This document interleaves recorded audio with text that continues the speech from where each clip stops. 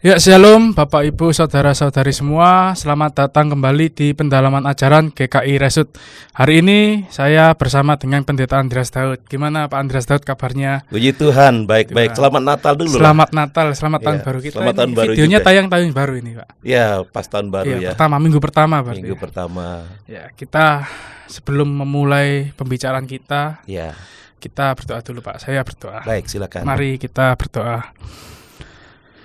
Bapak Surgawi, terima kasih atas segala berkat dan anugerah yang Engkau berikan pada kami semua. Sebentar lagi kami akan memulai pendalaman ajaran GKI Resut. Kiranya apa yang akan disampaikan oleh hamba-Mu Pendeta Andreas Daud bisa menjadi penopang kekuatan bagi kami dalam menjalani Ya, Tuhan. tahun yang baru ini.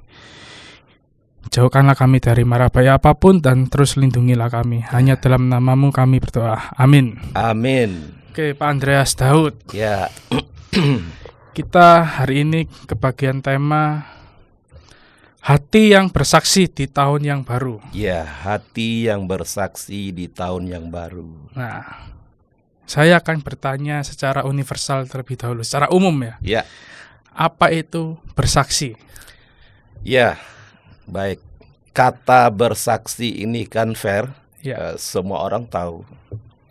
Terutama mereka yang berkecimpung di dalam dunia pengadilan misalnya ya, pasti sering mendengar istilah bersaksi. Nah, kita coba melihat secara umumnya dulu. Secara universal, bersaksi itu berarti menceritakan atau menyampaikan apa yang didengar, dilihat, dialami, kemudian dirasakan, dan pasti juga dipahami. Yang tentu saja tidak sembarangan disampaikan, tetapi memiliki nilai, memiliki makna, dan tentu saja kebenaran tentunya ya dalam dunia kesaksian. Nah, maka kesaksian itu harus bersifat objektif. Artinya jangan sampai itu sesuatu yang dikarang-karang atau tanpa dasar kebenaran seperti itu. Dan dapat dipertanggungjawabkan sesuai dengan fakta tentunya ya. Bukan merupakan kesimpulan yang berasal dari si saksi itu sendiri. Nah, dan tentu bersesuaian dengan satu sama lain. Misalnya kalau dalam pengadilan itu kan ada beberapa saksi. ya. Nah, tentu harus bersesuaian satu dengan yang lain. Mungkin ada perbedaan-perbedaan, tetapi tetap harus bisa dilihat benang merahnya seperti itu. Tidak bertentangan dengan akal sehat dan berasal dari sumber yang jelas yang bisa dipercaya. Itu sebabnya kalau di pengadilan kan sebelum orang bersaksi itu harus disumpah dulu. Iya. Betul enggak? Betul. Nah, Ferdi ini kan pasti paham dalam hal seperti itu. Paham. Itu secara umum sih, Fer. Ya, itu secara umum. Nah, kalau secara teologi Kristen, Nah, ada perbedaan nggak secara tafsiran pengertian dari bersaksi itu sendiri? iya. Baik. Nah, kita akan memperhatikannya dari sisi iman Kristen ya. Ya. Jadi saudara-saudara, bersaksi menurut iman Kristen itu adalah menceritakan, men-sharingkan kepada orang lain terkait dengan pengalaman hidup kita berkaitan dengan iman kita kepada Tuhan. Nah ini, jadi benar-benar sesuatu yang kita rasakan, kita alami, kita dapatkan dalam koridor pengalaman iman kita kepada Tuhan. Nah, sehingga kesaksian kita itu bisa menjadi jembatan untuk memberitakan kabar baik. Nah, kabar baik itu kan kalau Injil itu dalam bahasa aslinya Evangelion. Evangelion itu adalah kabar baik artinya. Nah, kita bersaksi itu harus menyampaikan kabar baik kepada orang yang mendengarkan.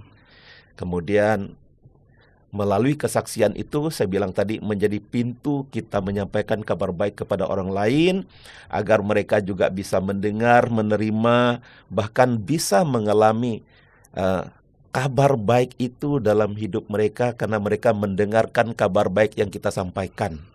Nah, ini yang menjadi pengertian daripada kesaksian menurut konteks iman Kristen, Ferdi. Oke. Jadi memang betul-betul merupakan pengalaman spiritualnya dalam perjalanan hidupnya bersama dengan Tuhan. Seperti itu. Ya sebenarnya sama aja ya Pak ya. Ya. Apa yang dirasakan, apa Ya. yang dialami, yaitu yang namanya bersaksi atau Betul. kesaksian. Iya.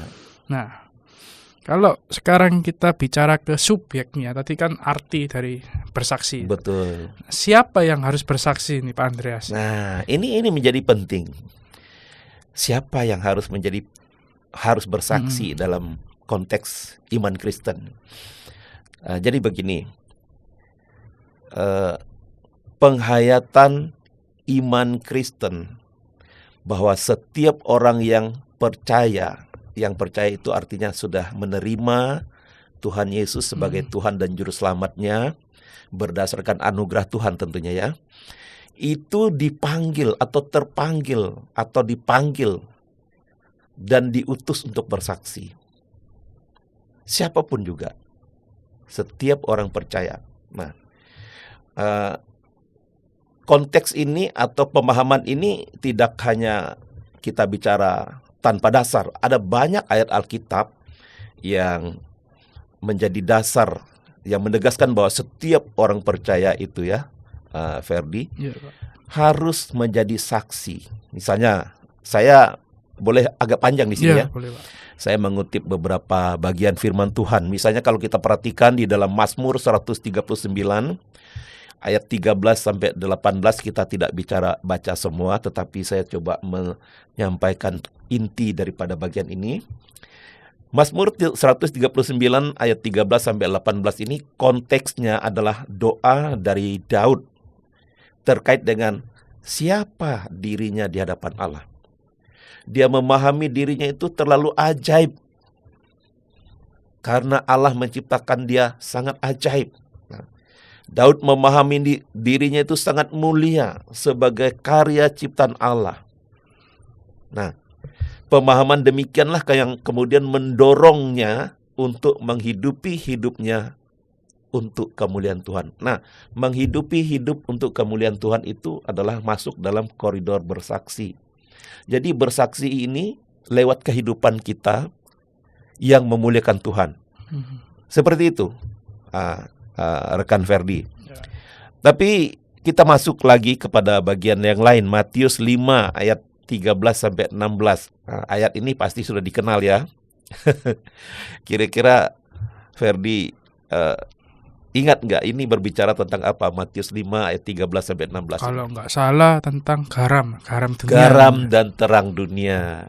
Nah, biasanya para teolog menyebutkan bagian ini nih, itu adalah status orang yang percaya yang diberikan oleh Tuhan Yesus kepada mereka. Jadi disampaikan, kamu adalah garam dan terang dunia. Itu kan kata kalimatnya. Nah, ini dalam konteks khotbah Yesus di bukit yang memberikan status kepada orang-orang yang mengikutinya. Waktu itu mendengarkan pengajarannya, Yesus mengatakan, kamu adalah terang dan garam dunia. Nah, kesaksian yang ditunjukkan dengan menyebutkan kamu adalah terang dan garam dunia sangat jelas sekali itu terkait dengan fungsi kan. Kalau garam kan semua orang pasti tahu fungsinya sangat baik. Dari kondisi makanan yang hambar, ketika diberi garam menjadi lezat.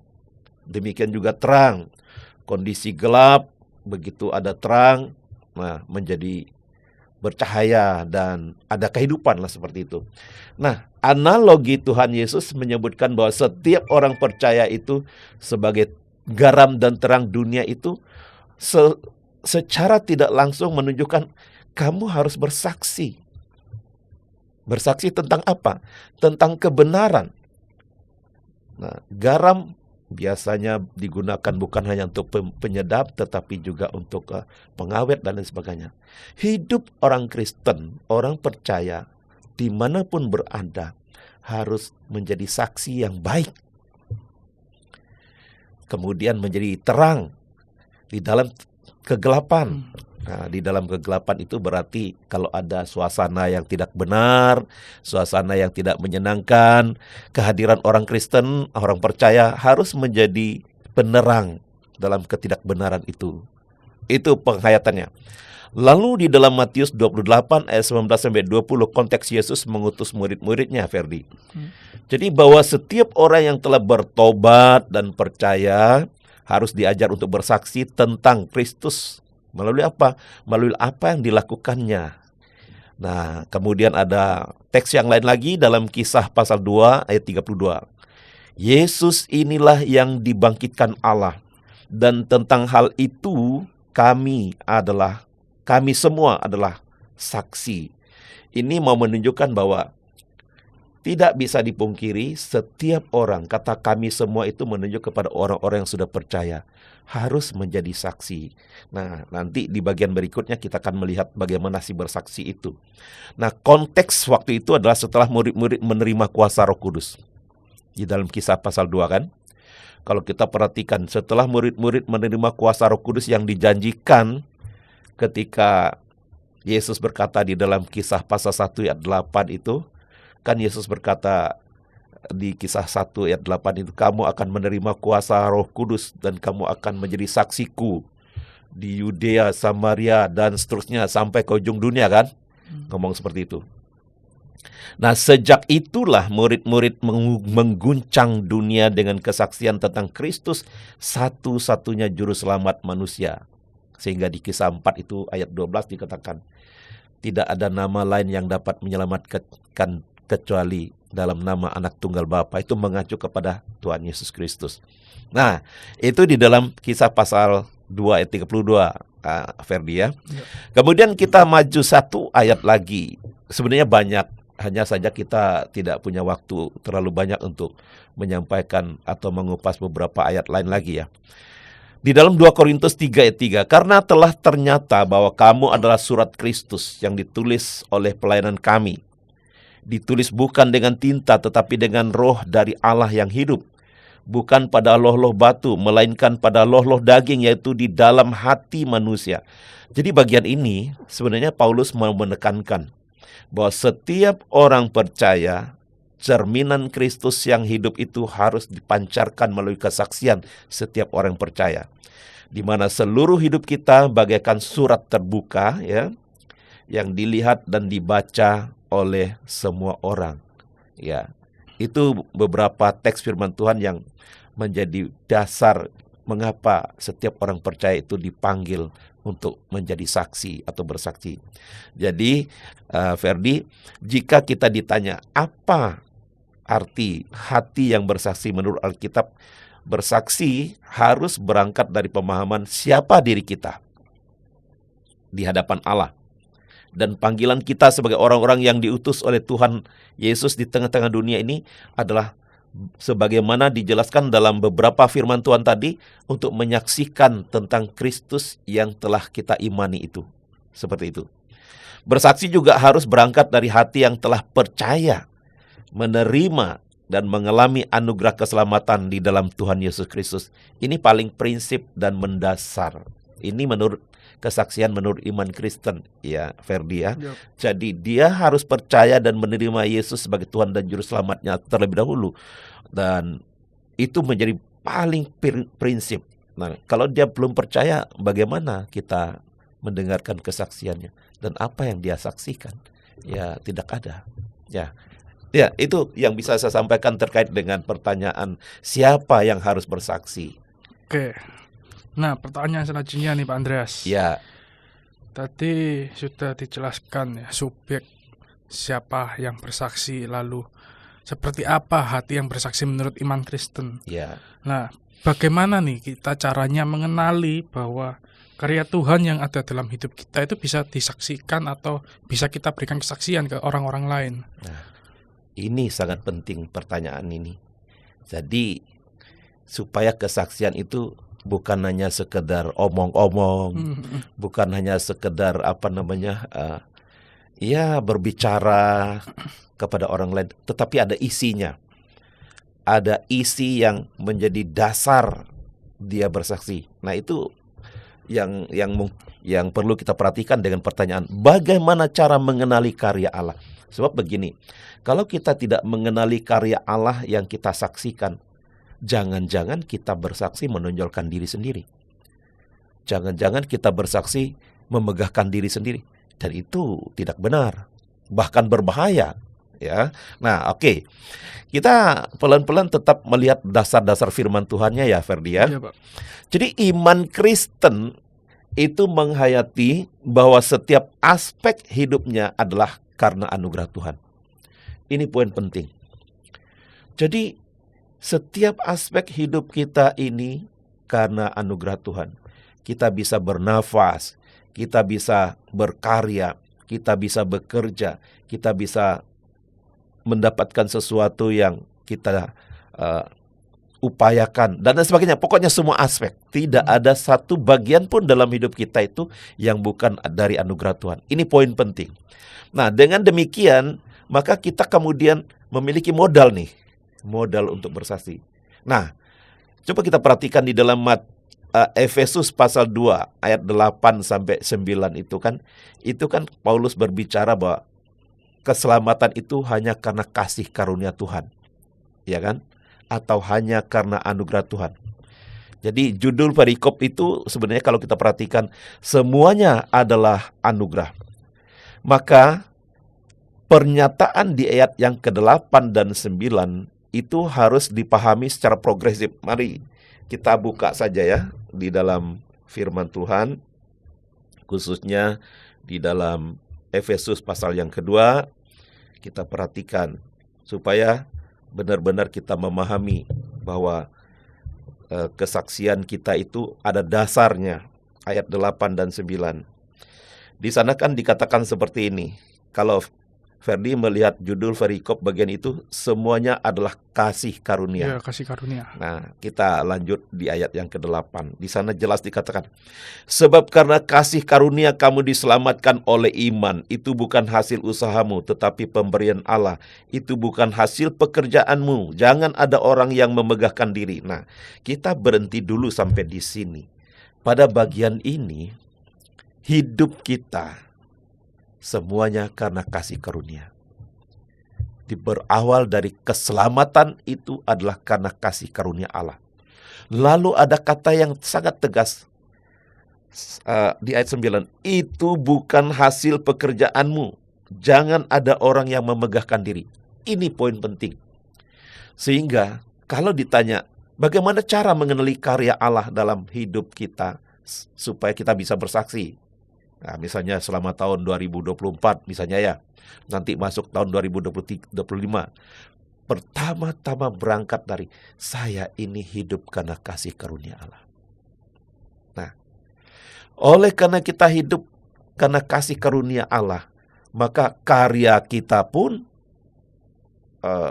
apakah pencapaian, keberhasilan, dan lain sebagainya, itu kita hayati sebagai kasih karunia Allah. Nah, Ferdi ini kan profesi sebagai apa? Pengacara. Nah, kalau bisa diberikan kepercayaan oleh lembaga dan lain sebagainya, itu secara administrasi iya, oleh lembaga dan sebagainya. Tapi sebetulnya itu adalah anugerah Allah loh. Ya. Tuhan memberikan kesempatan kepada Ferdi untuk mengambil bagian dalam mengurus-ngurus sesuatu yang sesuai dengan profesinya lah ya, sesuai dengan bidangnya. Ini kasih karunia. Nah, itulah kenapa kita menghayati apa yang saya alami itu saya harus saksikan, saya harus sharekan dan menjadi berkat bagi orang lain. Sehingga tadi saya katakan harus dipahami secara progresif. Artinya apa? Paulus mau menegaskan setiap kita yang telah menerima anugerah keselamatan di dalam Kristus tidak boleh berhenti sampai pada keyakinan keselamatan. Jadi poin pentingnya di sini, siapapun yang mendengar ya, jangan sampai orang itu berkata, aku sudah diselamatkan sesuai dengan Efesus pasal 2 ayat 8 dan 9. Lalu aku tidak berbuat apa-apa lagi. Oh, tidak bisa. Progresif yang Paulus ingin sampaikan nanti kita perhatikan di ayat 10 ya. Jadi setiap orang yang telah menerima keselamatan sebagai anugerah itu, harus dilanjutkan dengan bersaksi yang bisa berwujud tindakan maupun verbal. Nah ini, bersaksi itu kan bisa verbal, bisa tindakan. Nah, coba Ferdi lihat ayat yang ke-10. Saya baca ya. Iya, Pak.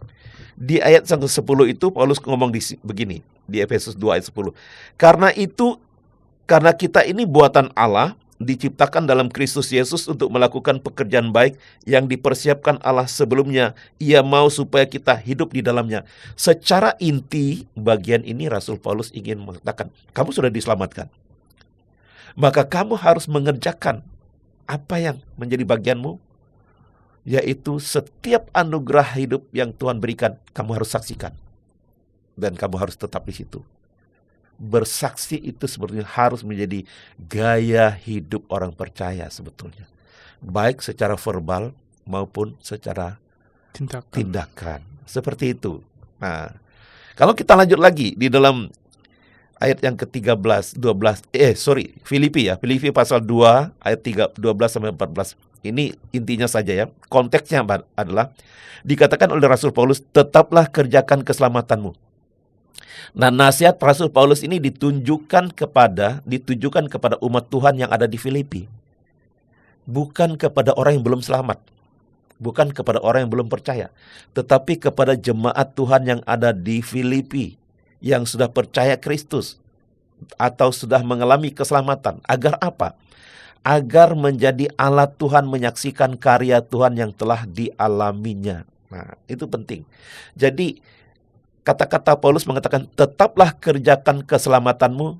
Itu artinya bukan dipahami untuk kalau saya mengerjakan keselamatan, maka saya akan mendapatkan keselamatan. Oh, bukan. Tidak bisa begitu pemikirannya. Tidak bisa dibalik. Tetaplah kerjakan keselamatanmu artinya kita ini sudah diselamatkan. Tetapi kalau kita diam, kita tidak mengerjakannya. Jadi keselamatan itu harus berwujud melalui kesaksian baik verbal maupun tindakan. Itu yang mau saya sampaikan dari dua bagian firman Tuhan yang disampaikan oleh Rasul Paulus pada bagian ini.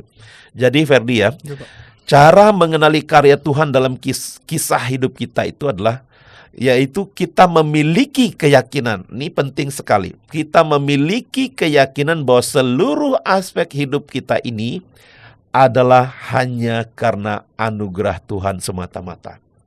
Nah, anugerah Tuhan itulah yang harus kita nyatakan, kita kerjakan di dalam hidup kita melalui kesaksian, baik verbal maupun tindakan. Seperti itu, Pak Ferdi, perkayaan dari pertanyaan bagaimana caranya. Kita harus meyakini diri kita, hidup kita ini semuanya karena anugerah Tuhan. Amin. Amin, Pak. Itu menjadi penting. Nah, selanjutnya, Pak. Ya. Ini berdasarkan pengalaman kita, berdasarkan keyakinan kita atas anugerah. Apakah anugerah Tuhan itu hanya yang sifatnya positif yang harus kita sharekan ke orang lain? Nah, ini sangat makin dalam nih pertanyaanmu ini ya. Saya suka ini. Karena begini, jangankan orang yang biasa-biasa, umat Tuhan biasa-biasa. Umat Tuhan yang sudah pelayanan, sudah menjadi pejabat gerejawi, pokoknya sudah mantap lah kerohaniannya. Ini masih kurang tepat dalam menghayati apa itu anugerah. Ini penting sekali. Anugerah itu kita harus lihat dari dua sisi. Yang pertama, anugerah itu menyangkut hal-hal yang bersifat atau berwujud, misalnya hal-hal yang baik.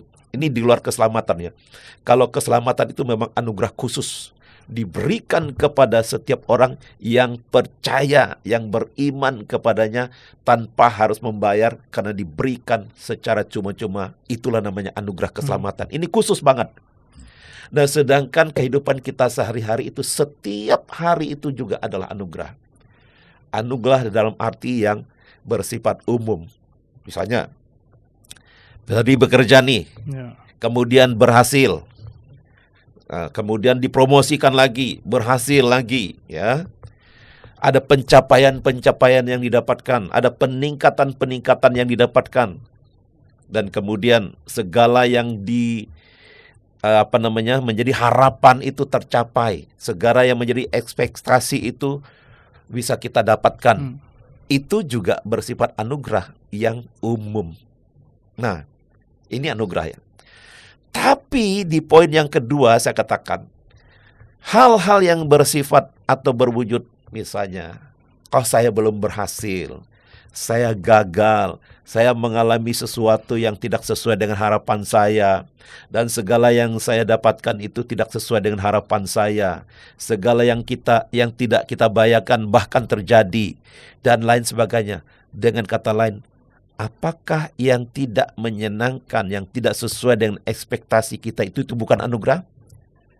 Saya katakan itu tetap adalah anugerah Allah.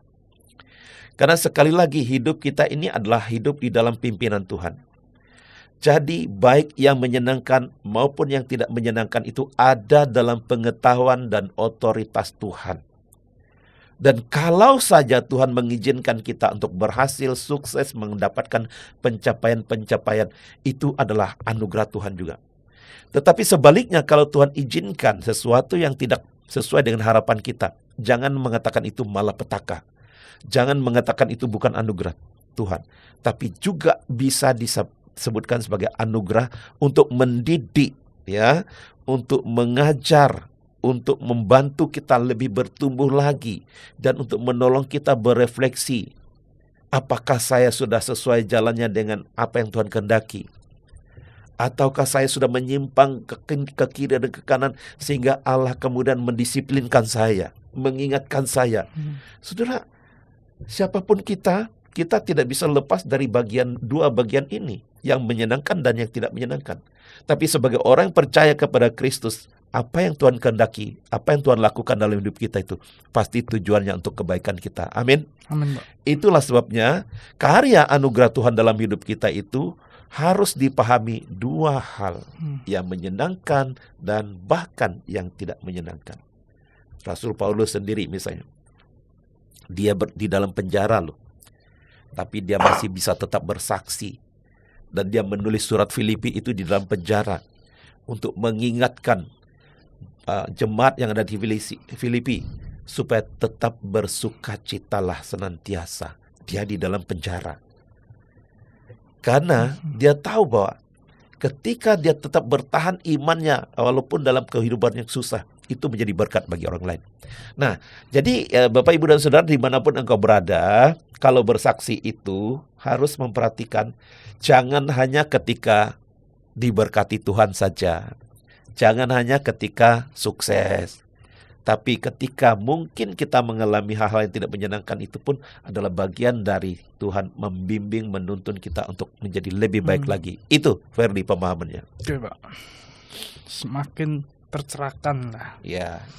Nah, tadi kan Pak Andreas juga sempat menyampaikan dua bentuk bersaksi. Ya. Secara verbal dan secara tindakan. Ya. Nah, itu bagaimana, Pak? Kasus contoh yang nyatanya, kalau saya bersaksi secara verbal itu seperti apa, secara tindakan itu seperti apa? Baik, ini penting sekali bagian-bagian yang kita mulai masuk di dalam hal yang praktis ini ya, yang hal-hal yang praktis. Saya mulai dulu dari hal-hal yang tindakan. Dimanapun saudara berada, dikatakan oleh satu bagian firman Tuhan, khususnya di dalam 1 Korintus tadi itu, 2 Korintus 3 ayat 3 itu tadi, bahwa kita ini surat terbuka. Surat terbuka yang dibaca oleh banyak orang. Ya. Dan surat itu, kalau kita membaca surat, yang bersuara itu kan orang yang membacanya, bukan suratnya. Nah, kehidupan kita ini sebagai surat terbuka bisa dilihat oleh orang lain dimanapun kita berada. Pertanyaannya adalah, apakah surat kita ini adalah menuliskan kalimat-kalimat yang membuat orang menjadi senang, membuat orang menjadi sukacita, atau bahkan membuat orang menjadi marah, membuat orang jadi kecewa? Nah, itu pertanyaan yang paling penting. Nah, kehidupan kita, tindakan kita, perbuatan kita, itu adalah wujud kesaksian yang bersifat tindakan. Kalau hidup kita sikap, perbuatan, tindakan kita itu menjadi berkat bagi orang lain, jelas itu namanya kesaksian. Ya, contohnya misalnya, jangan jauh-jauh lah. Ketika kita melakukan hal kecil saja, misalnya kita berjumpa dengan orang yang lagi kehausan, dia membutuhkan air, dan kita memberikannya air, bukankah itu suatu kesaksian yang luar biasa? Kecil, tetapi sangat bermakna. Dan banyak lagi. Dalam profesi-profesi kita harus pahami, kalau kita sebagai anak-anak terang, lalu kita tidak menunjukkan pekerjaan-pekerjaan yang bernilai terang, kita tidak bisa bersaksi namanya. Itu kita justru menjadi orang-orang yang malah berada dalam kegelapan. Nah, di dunia ini kan, kalau kita sama saja dengan orang-orang yang di dunia yang tidak mengenal terang Kristus, yang tidak diberi status terang dunia, maka kita tidak bisa menjadi saksi secara tindakan. Itu, Ferdi. Ya, Pak. Lalu kemudian yang verbal. Nah, verbal ini memang harus disampaikan ya. Baik itu yang menyenangkan, anugerah Tuhan yang menyenangkan, atau anugerah Tuhan yang tidak menyenangkan. Nah, sederhananya begini. Di dalam komunitas, misalnya kan kalau kita di gereja itu ada persekutuan. Lalu kemudian ada ruang kesaksian. Jadi orang-orang kalau menghayati dirinya hidup dalam anugerah Tuhan, mari silakan ceritakan apa yang dialami, yang Tuhan berikan, yang Tuhan tunjukkan. Nah, memang ada dua tadi, yang menyenangkan atau yang tidak menyenangkan. Tapi itu juga bisa menjadi berkat bagi orang lain kalau kita sampaikan dengan hati yang sungguh-sungguh membesarkan Tuhan, bukan memegahkan diri, seperti itu. Nah, jadi kalau kita perhatikan kisah perjalanan hidup kita di sepanjang tahun, pasti akan ada yang menyenangkan dan menggembirakan. Betul enggak, Ferdi? Betul, Pak. Dan ada yang tidak menyenangkan dan tidak menggembirakan. Namun, semua itu tidak terlepas dari campur tangan Tuhan yang menyertai, memimpin, memelihara, melindungi kita. Inilah yang harus kita sampaikan di dalam kehidupan kita. Entah itu melalui verbal, khususnya untuk verbal ya. Jadi jangan tunggu ketika menerima berkat yang besar baru bersaksi. Ketika sembuh baru bersaksi. Ketika kita gagal pun kita perlu menyaksikan. Karena ketika kita gagal, tidak mudah loh menghadapi kegagalan. Tapi Tuhan tetap menopang kita, memberikan kekuatan kepada kita. Dan kekuatan yang Tuhan berikan itulah yang harus kita ceritakan. Misalnya, ketika saya mengalami kegagalan, tetapi Tuhan menguatkan saya sehingga tidak sampai terpuruk. Kan ada firman Tuhan, walaupun terjatuh tetapi tidak sampai tergeletak. Itu menunjukkan bahwa kita manusia rentan gagal, tapi Tuhan tetap akan menopang kita. Itu pun bisa menjadi kesaksian secara verbal, kita bisa sampaikan kepada orang lain. Kenapa? Kita harus yakini bahwa seluruh aspek hidup kita ada campur tangan Tuhan. Betul tidak? Betul. Nah, bersaksi secara verbal ini sebetulnya menjadi penting. Misalnya, baik dalam komunitas persekutuan, kita kan ada live group ya. Ya. Nah, apa sih yang diceritakan di dalam live group itu? Memang kita belajar akan mengupas khotbah biasanya. Tapi tidak salah sampaikan kesaksian pertolongan Tuhan, penyertaan Tuhan di sana. Cell group misalnya. Karena begini, penghayatannya adalah kita menyaksikan karya Tuhan dalam perjalanan hidup kita sehingga kita bisa mencapai, melewati dan merasakan apa yang Tuhan nyatakan dalam hidupnya, dalam hidup kita, dalam penyertaannya kepada kita. Nah, ketika kita menyaksikannya kepada orang lain, itu artinya apa? Kita sedang memberitahukan bahwa semua itu adalah karena anugerah Tuhan yang kita syukuri. Jadi mensyukuri apa yang Tuhan lakukan dalam hidup kita. Nah, mungkin saudara-saudara bertanya ya, loh kalau gagal ngapain disaksikan? Berarti kan kita bersyukur gagal. Oh tidak loh. Poinnya adalah, saya katakan tadi, ketika kita gagal, kita tetap mempunyai pengharapan. Dan pengharapan yang Tuhan berikan itulah yang perlu kita saksikan kepada orang lain. Makanya iman Kristen itu kalau kita gagal itu, jangan pandang itu sebagai fatalism. Tetapi pandanglah kegagalan atau ketidakberhasilan itu sebagai pelajaran untuk kita lebih baik lagi ke depannya. Seperti itu, Kak Ferdi. Ya, oke.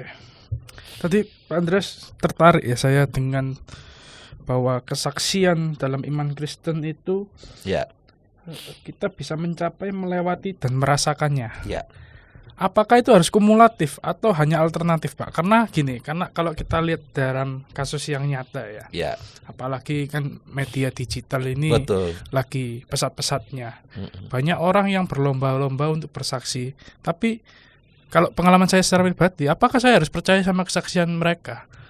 Nah, itulah yang kita perlu perhatikan ya. Kita harus melihat kesaksian orang, mendengar kesaksian itu juga harus minta pimpinan Tuhan. Hati-hati memang. Saya setuju dengan orang sekarang melalui media sosial yang begitu gampang, begitu mudah ya menyampaikan kesaksian. Saya juga sering kalau saya nyetir mobil itu dengar radio dan saya langsung, aduh Tuhan tolonglah supaya saya bisa menyaring apa yang saya dengarkan itu.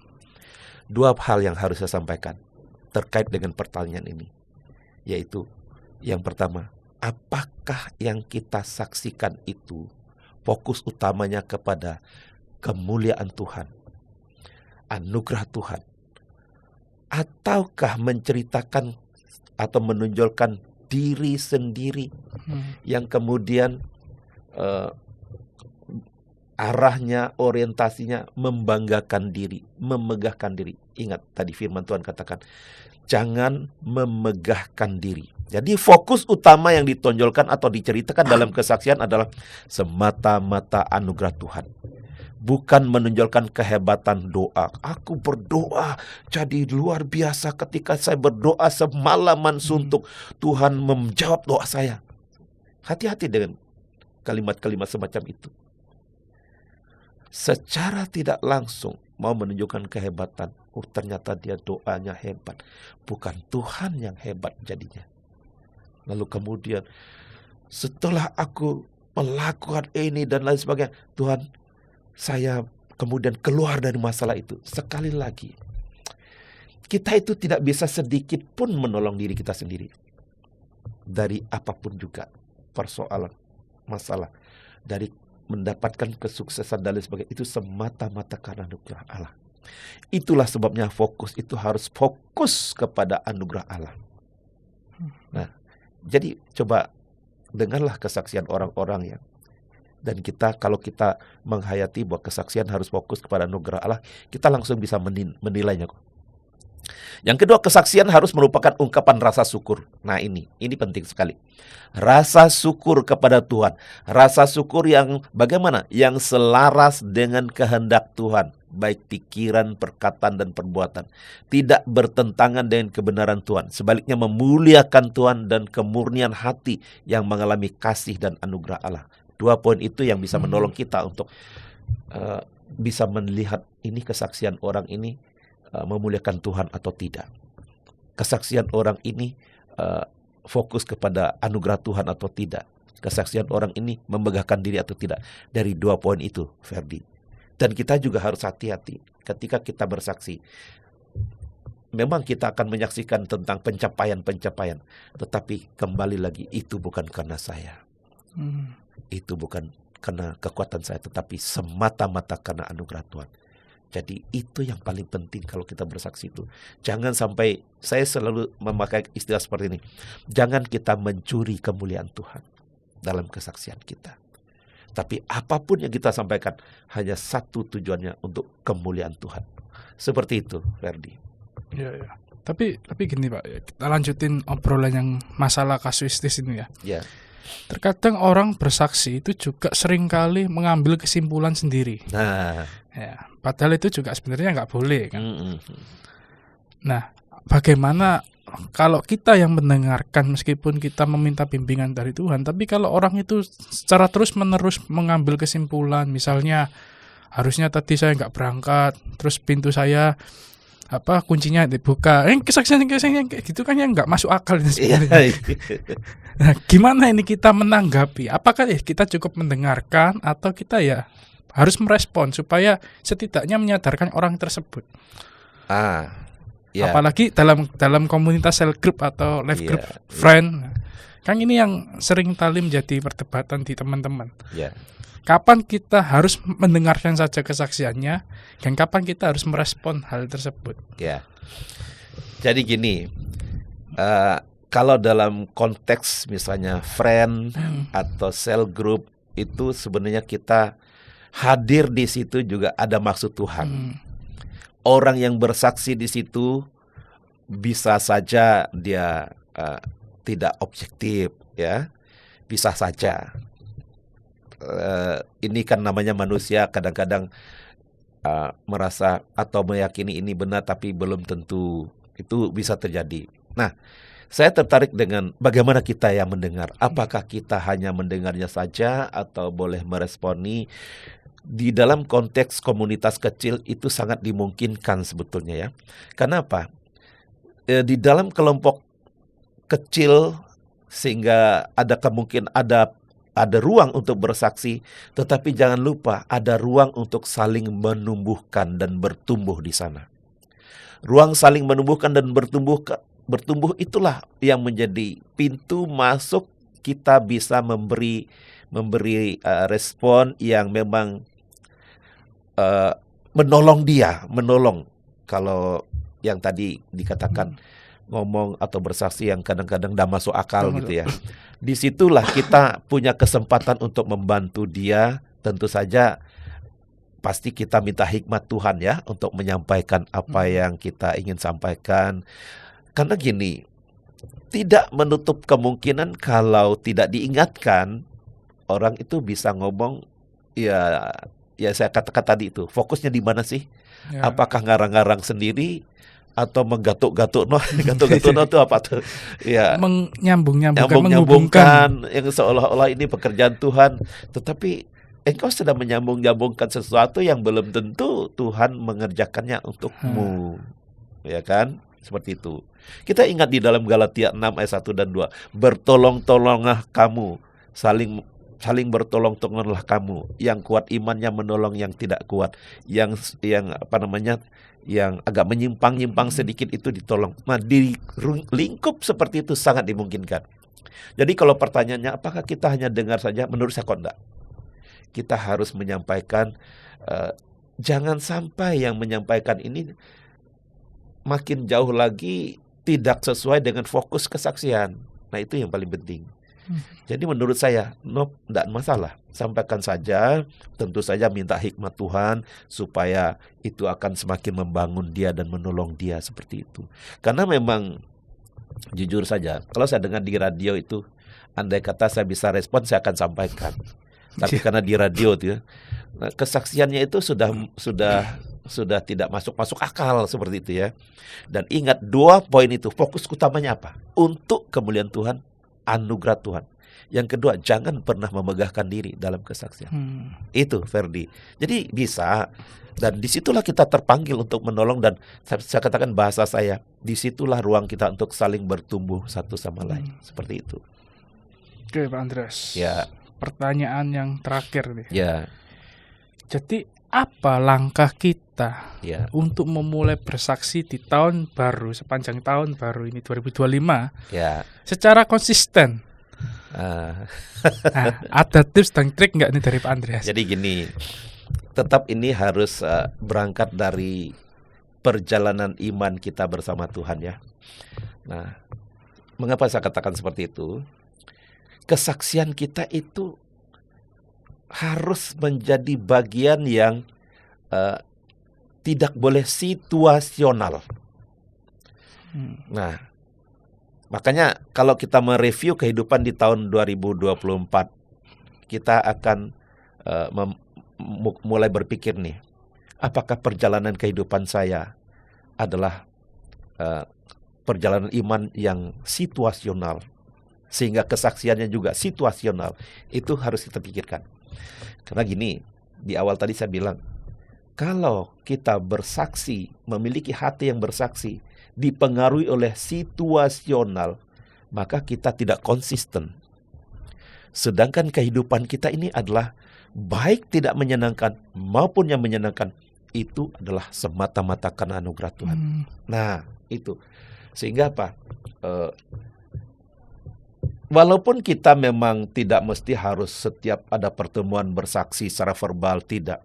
Tetapi perjalanan kehidupan kita, persiaran kehidupan kita nih, apapun profesi kita, entah kita sebagai businessman, sebagai pekerja di suatu perusahaan, atau sebagai orang yang berkarir seperti Ferdi ini, atau sebagai pelayan Tuhan, sebagai anak-anak Tuhan, kita berjalan dalam perjalanan hidup yang bersama-sama dengan Tuhan, selalu bersama-sama dengan Tuhan, tidak pernah sendiri.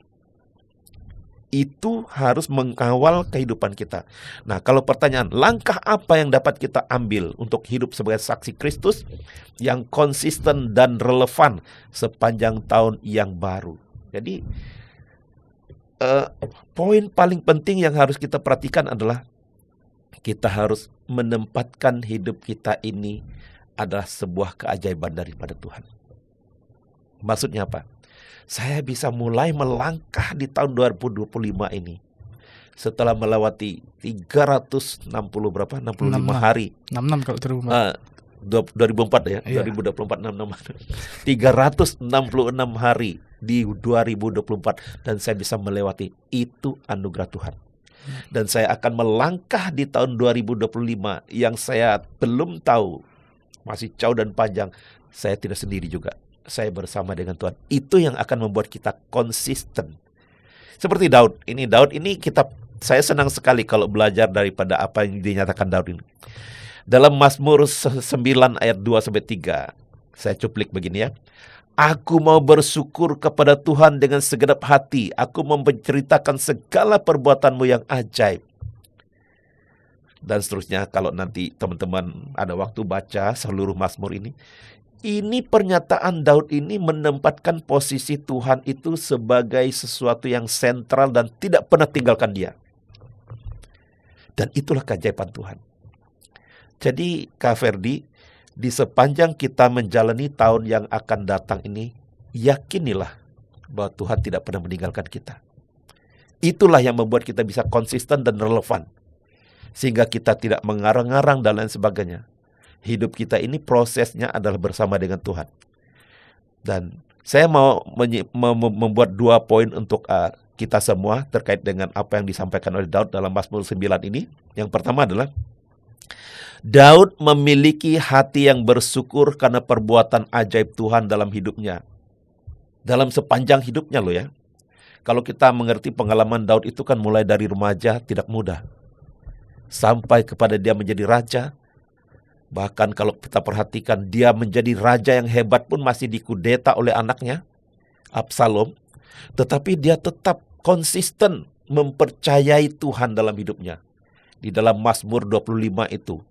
Itu latar belakangnya kenapa dia berkata, kepadamu Tuhan ku angkat jiwaku. Itu dalam kondisi di mana dia dikudeta oleh anaknya Absalom loh itu. Tapi dia tetap berkata, kepada Tuhan ku angkat jiwaku. Itu sebuah konsistensi apapun musim kehidupan yang dialami. Nah, lalu yang kedua, Daud memiliki hati yang bersyukur diwujudkan melalui hidup yang bermazmur, hidup yang diisi dengan memuliakan Tuhan. Jadi kalau dikatakan langkah apa yang kita ambil dalam hidup sebagai saksi Kristus yang konsisten dan relevan di sepanjang tahun 2025 yang baru kita masuki beberapa hari ini. Yang pertama, hayatilah hidup kita ini berjalan bersama dengan Tuhan. Amin. Amin. Yang kedua, mau apapun musim kehidupan yang kita alami, kita harus tetap yakin Tuhan selalu bersama dengan kita. Seperti itu, Ferdi. Supaya kita tidak situasional dalam bersaksi. Menyenangkan baru bersaksi. Tidak menyenangkan tidak bersaksi. Itu situasional namanya. Nah, jadi walaupun dalam perjalanan hidupnya Daud tidak selalu menyenangkan. Ada kalanya dia mengalami kesusahan yang luar biasa. Tetapi itu bukan fokus ia bersyukur. Fokus utamanya adalah Allah yang selalu menyertainya. Jadi bersaksi yang berangkat dari hati yang memiliki Kristus itu, Ferdi, tidak akan berhenti karena kesulitan, karena pergumulan, hidup atau perjalanan yang tidak menentu, melainkan akan terus menggema dalam hidup sebab Tuhan selalu bersama dengan kita. Walaupun ini tidak mudah, saya tahu ini tidak mudah. Ya, seperti itu, Kak Ferdi. Baik. Tapi saya masih ada satu tambahan. Boleh, silakan. Secara konsisten dan secara relevan memang tadi Pak Andreas tidak mudah. Nah, apa yang bisa setidaknya itu bisa mengubah, apalagi kan ada juga orang-orang yang kayaknya sulit untuk berbicara. Dan mereka, kalau saya menganggapnya gini, saya sulit berbicara, saya sulit public speaking ke orang, tapi saya bersaksi kepada Tuhan lewat doa. Apakah itu juga suatu kesaksian, Pak? Bersaksi kepada Tuhan lewat doa. Kan doa itu adalah komunikasi kita dengan Tuhan, ya. Dan ruang untuk kita menyampaikan apakah yang kita sampaikan itu syukur kita, ungkapan-ungkapan syukur kita, ungkapan-ungkapan syukur kita, apakah yang kita atau yang kita sampaikan itu adalah keluhan-keluhan kita, atau apakah yang kita sampaikan itu adalah permohonan-permohonan kita dan lain sebagainya. Menurut saya, ketika kita berbicara kepada Tuhan tentang apapun yang kita alami dalam hidup kita, itu memang sudah seharusnya menjadi bagian dari hidup kita sebagai umat Tuhan. Sebab apa? Sekali lagi saya katakan, sejengkal pun kita tidak bisa melewati perjalanan hidup kita kalau tanpa anugerah Tuhan. Sedetik waktu pun kita tidak bisa lewati kalau tanpa kemurahan Tuhan. Apalagi pencapaian, apalagi segala sesuatu yang kita bisa raih, kita dapatkan. Semua itu anugerah Tuhan. Nah, jadi ketika kita menyampaikan sesuatu kepada Tuhan, itu juga dalam bentuk kesaksian, ini aku Tuhan, berkat pertolonganmu, berkat penyertaanmu, aku sampai hari ini seperti ini. Itu oke, dalam doa kita. Tapi kan kalau kita bersaksi ini, Ferdi, kita pingin agar orang lain juga boleh mendapatkan kekuatan, mendapatkan semangat, mendapatkan sebuah penghayatan bahwa Tuhan yang sama juga bisa menolong mereka. Itulah fungsinya kenapa kita perlu bersaksi secara verbal di komunitas tertentu, sekalipun memang tidak mudah, ya. Tidak semua orang bisa ngomong di depan umum, betul. Tapi itu harus berangkat dari, makanya kan bersaksi itu bukan sesuatu yang dikarang atau di skenario sedemikian rupa, tapi bersaksi itu harus berangkat dari hati yang merasakan, mengalami anugerah Tuhan. Sehingga apa? Ya, sekalipun sudah seperti itu, semua orang paham menurut saya. Ya, bersaksi itu kan sesuatu yang kita alami bersama dengan Tuhan. Tapi kan tidak mudah untuk menyampaikan. Itu kan yang menjadi kesulitan banyak orang tentunya, ya. Nah, menurut saya, kalau kita betul-betul meyakini itu, kita merasakan pertolongan Tuhan, mungkin bahasanya belepotan atau belibetan, ya, gitu ya. Tapi ketika kita menyampaikan sesuai dengan fokus untuk kemuliaan Tuhan, bukan untuk kemegahan diri kita sendiri, saya yakin kita akan ditolong oleh Tuhan dan bisa menjadi berkat bagi orang lain.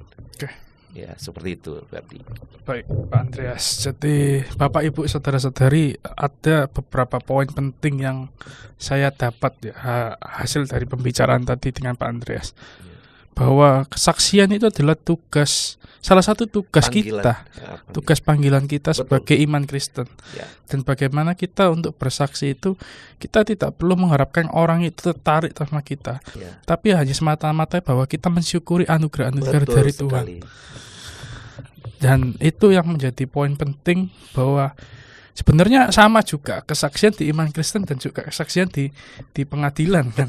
Semuanya ada akibatnya. Kalaupun kita menyampaikan hal-hal yang tidak objektif. Kalau di kehidupan duniawi, ancamannya kan ya 7 tahun penjara, saksi palsu. Tapi kalau secara iman Kristen, kita saksinya nggak secara objektif, kan, lebih mementingkan diri kita, memegahkan diri kita. Ya, sanksinya nanti, kan, Pak Hadi. Ya, jelas dia tidak menjadi berkat. Untuk saat itu saja dia sudah tidak menjadi berkat dan menjadi batu sandungan. Kalau dia bersaksi tidak yang mungkin, maaf nih, ya, mungkin hanya untuk kemegahan dirinya sendiri. Dan nanti pasti Ya. aku tidak kenal engkau, sekalipun engkau panggil aku Yesus, Yesus. Nah, itulah poin-poin penting dari Pak Andreas. Ada nggak nih Pak, apa hal terakhir yang mau disampaikan ke Ya. jemaat? Ya, jadi Bapak Ibu dan Saudara, menghayati bahwa kita hidup kita ini sepenuhnya adalah anugerah Tuhan, baik yang menyenangkan maupun yang tidak menyenangkan. Mari kita sharingkan. Fokus sharing kita itu adalah untuk kemuliaan Tuhan. Kalau engkau diberikan berkat dan diberikan kemudahan dan lain sebagainya, jangan bersaksi memegahkan diri, tetapi kembalikan semuanya kepada kemuliaan Tuhan. Tapi kalau engkau dalam kondisi mungkin kurang baik dan lain sebagainya, itu pun sebetulnya anugerah Tuhan untuk mendidik, mengajar kita menjadi lebih baik lagi. Dan tidak ada salahnya kalau kita sampaikan kepada orang lain agar mereka yang mendengarkan pun juga mendapat berkat daripada kesaksian kita. Ingat, kesaksian yang keluar dari hati yang melekat dan dekat kepada Tuhan itu pasti menjadi berkat bagi siapapun yang mendengarkan. Yang penting jangan memegahkan diri, jangan fokus kepada diri sendiri, tapi fokuslah kepada anugerah Allah. Saya percaya itu akan menjadi berkat bagi siapapun yang mendengarkannya. Seperti itu. Ya. Oke, sebelum kita tutup pendalaman ajaran, mungkin Pak Andreas bisa bantu doa. Baik, mari kita satukan hati, kita berdoa. Ya Tuhan, kami mohon ampun kepada Engkau kalau masih banyak atau seringkali kami merasakan hidup kami ini bukan karena semata-mata anugerah Tuhan. Bahkan terkadang kami beranggapan langkah-langkah hidup kami, keberhasilan, pencapaian, dan lain sebagainya, itu karena hebat dan kuat kami. Dan hal-hal semacam itu tentu saja tidak menolong kami untuk bisa bersaksi dan menjadi berkat bagi orang lain. Tapi hari ini kami mohon kepada Engkau untuk boleh memberikan pengertian yang tepat, yang prinsip ini, bahwa seluruh aspek hidup kami adalah karena anugerah Tuhan. Oleh karena kami hidup oleh anugerah Tuhan, maka kami terpanggil atau dipanggil untuk bersaksi, agar orang lain pun juga boleh mengalami anugerah Tuhan melalui kesaksian hidup kami. Walaupun seringkali kami sulit untuk bersaksi, tapi mari Tuhan, Engkau tolong kami menghayati bahwa apapun yang kami alami itu semata-mata karena anugerah Tuhan yang perlu kami sharekan agar boleh menjadi berkat dan menguatkan orang-orang yang ada di sekitar kami. Ini doa kami Tuhan. Terpujilah Allah di surga. Di dalam nama Yesus kami berdoa. Haleluya. Amin. Amin. Oke, sekali lagi terima kasih Pak Andreas. Sama-sama, Tuhan memberkati. Ya Bapak Ibu saudara-saudari semua, selamat tahun baru. Selamat menyambut hari-hari baru di tahun 2025. Dan saya sama Pak Andreas juga mengajak Bapak Ibu saudara-saudari semua yang belum gabung live group. Ya. Karena itu tempat untuk bersaksi. Jadi ruang untuk bersaksi. Iya, itu satu komunitas yang ada di GKI Resut. Jadi silakan Bapak Ibu saudara-saudari bisa menghubungi majelis jemaat yang bertugas di hari Minggu supaya bisa bersaksi dan sepanjang tahun 2025 mengalami pertumbuhan iman. Amin. Sekali lagi terima kasih sudah mendengarkan pendalaman ajaran di GKI Resut ini. Sampai jumpa di episode selanjutnya. Tuhan Yesus memberkati. Tuhan Yesus memberkati.